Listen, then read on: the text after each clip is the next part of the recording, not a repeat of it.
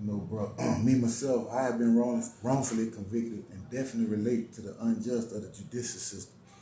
You and I won't be the first. We definitely won't be the last. You know, so what advice would you give to someone, following our footsteps?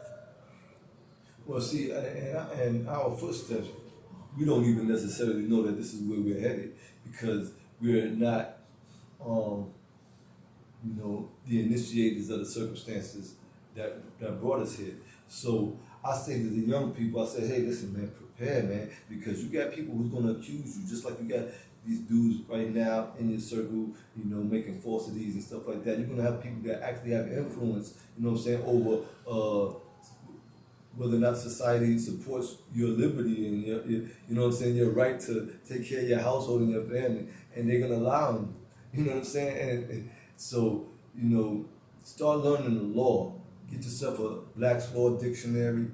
You know what I mean, or something like that, and you just go through it every once in a while. Become familiar with it. The best time I think is during junior high school ages, where you're able to grasp what it is, because it's like a foreign language. Most lands back in the days, they'll teach you the law of the land first.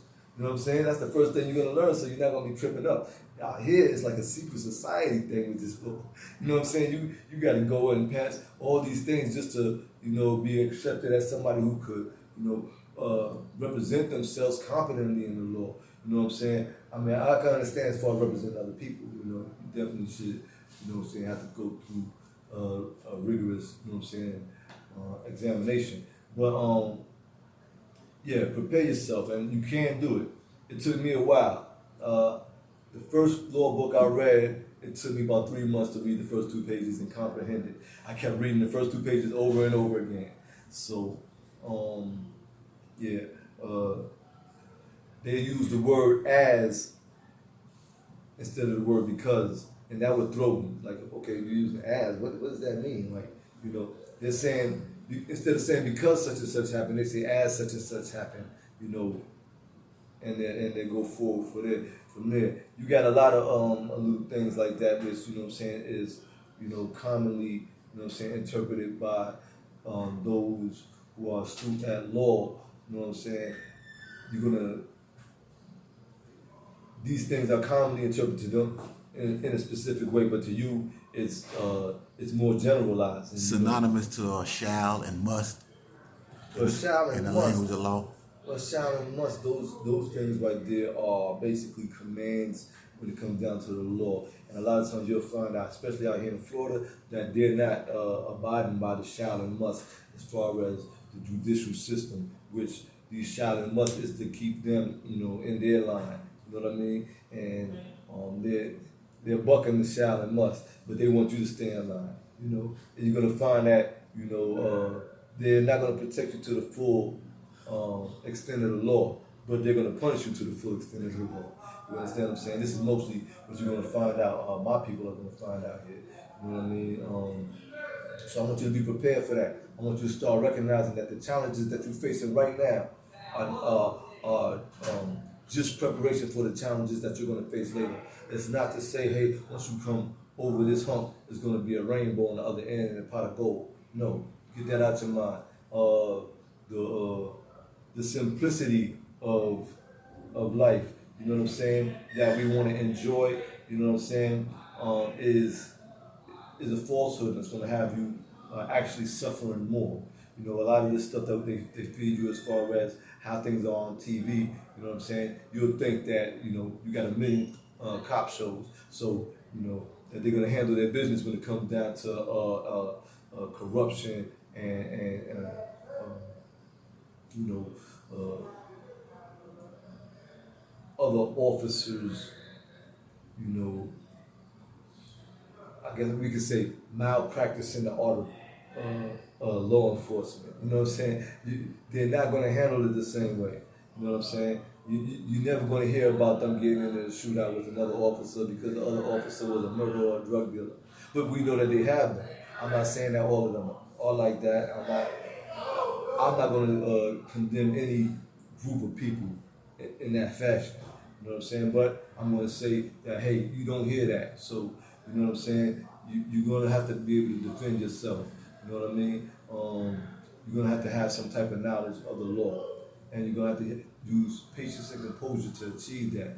You know, so that you know, can protect yourself. Drug use. You know what I'm saying? I want to get into that.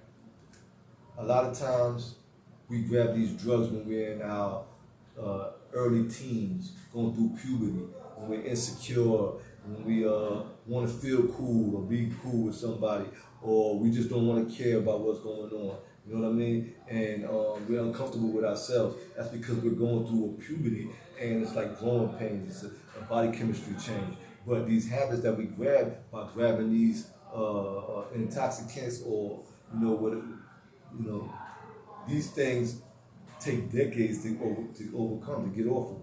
So I want you to be aware that when you pick that up, you're placing a burden in front of yourself already, and to add to the burdens that's already there. And when you have the goals that a lot of us have, these monumental shoot for the stars goals, you know what I'm saying? That right there is going to cause you to have a lot of pain and disappointment. So my advice is, those type of intoxicants, being intoxicated all the time and stuff like that, that's a luxury for people who can afford it. It's not something that somebody in the struggle has to, you know what I'm saying, the fortune, I guess, to be able to enjoy and, safely.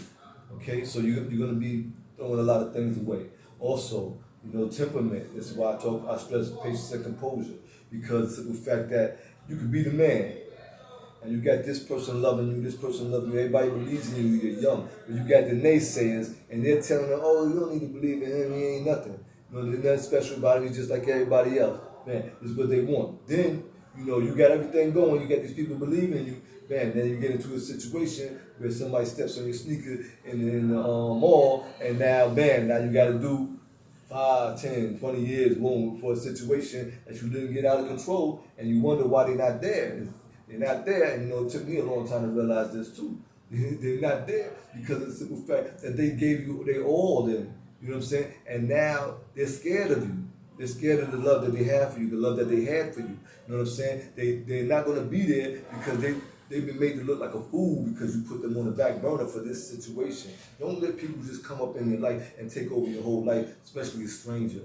You know what I'm saying? Like, become the most important thing in your life, where you abandon your family and all that type of stuff. And this is very hard, you know what I'm saying? But it's only hard from an emotional standpoint. From a non-emotional standpoint, it's just a matter of 1 + 1 = 2.